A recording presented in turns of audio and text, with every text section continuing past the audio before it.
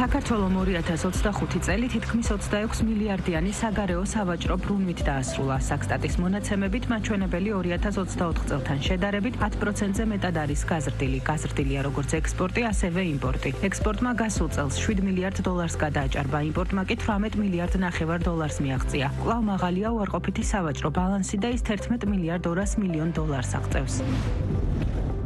საქართველოს დერეფანში ტვირთბრუნვა გაიზარდა. დატვირთვა გაეზარდა APM ტერმინალს ფოდსაც. ნავსადგურმა 2025 წელს რეკორდული რაოდენობის 636,466 თეუ კონტეინერი დაამუშავა, რაც 2024 წლის იგივე პერიოდთან შედარებით 17%-ით მაღალი მაჩვენებელია. APM ტერმინალსის მონაცემებით გაზრდილია საკონტეინერო გემების მიღებაც. მომატებულია საბორნე გზით მიღებული ტვირთების რაოდენობაც. რაც შეეხება ავტომობილებს, APM ტერმინალს ფოთმა შარშან 73,864 ავტომობილი დაამუშავა. სლოვაკეთის დედაქალაქსა და საქართველოს შორის პირდაპირი რეგულარული ავიამიმოსვლა დაიწყო. ავიაკომპანია ვიზიარი ბრატისლავა-ქუთაისი ბრატისლავას მიმართულებაზე ოპერირებას კვირაში 3-ჯერ უკვე ასრულებს. მარტიდან კი მეოთხე სიხშირეს დაამატებს. ფრენები თანამედროვე Airbus A321 ნეოტიპის საჰაერო ხომალდით სრულდება. როგორც საქართველოს აეროპორტების გაერთიანებაში ამბობენ, საქართველოს სლოვაკეთს შორის პირდაპირი ავიამიმოსვლა აქამდე არ სრულდებოდა და ბრატისლავა-ქუთაისის მიმართულება ამ თვალსაზრისით პირველი პირდაპირი საჰაერო კავშირია.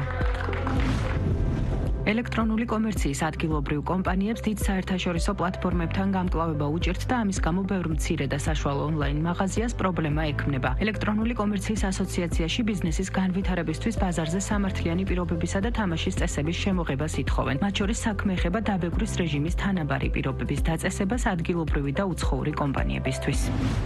ქართული ბრენდი საერთაშორისო ბაზარზე Amazon-ზე Blue-Tablas ტექსტილის კოლექცია გაიყიდება. კომპანიამ ლონდონში სადისტრიბუციო სასაწყობო ცენტრი უკვე გახსნა, რაც ევროპული ბაზრის ათვისებასა და ლოგისტიკის გამარტივებას უზრუნველყოფს. ქართული ბრენდის პროდუქცია უკვე ხელმისაწვდომია როგორც Amazon-ის გლობალურ პლატფორმაზე, ისე ბრენდის ოფიციალურ ვებგვერდზე. კომპანიაში აცხადებენ, რომ მომავალი წლის მთავარი მიზანი საერთაშორისო ონლაინ პლატფორმებზე წარმომადგენლობის კიდევ უფრო გაფართოებაა.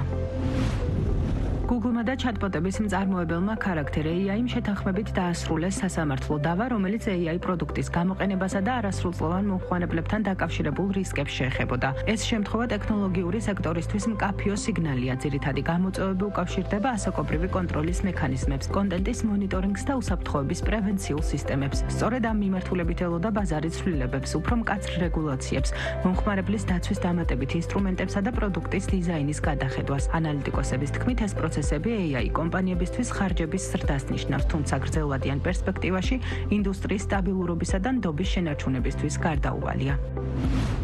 Meta AI ინფრასტრუქტურისთვის ენერგეტიკულ ბაზას აძლიერებს. ოჰაიოში მდებარე მონაცემთა ცენტრების სტაბილური ენერგომომარაგების უზრუნველსაყოფად კომპანიამ ხელი მოაწერა შეთანხმება 3 ბირთვულ ენერგოსადგურის ოპერატორთან, Vistras-თან, Ooklo-სა და TerraPower-თან.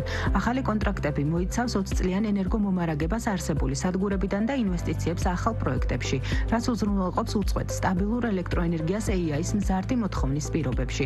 ექსპერტების შეფასებით, ბირთვული ენერგია კომპანიებისთვის გრძელვადიანი სტაბილურობის გარანტიას წარმოადგენს.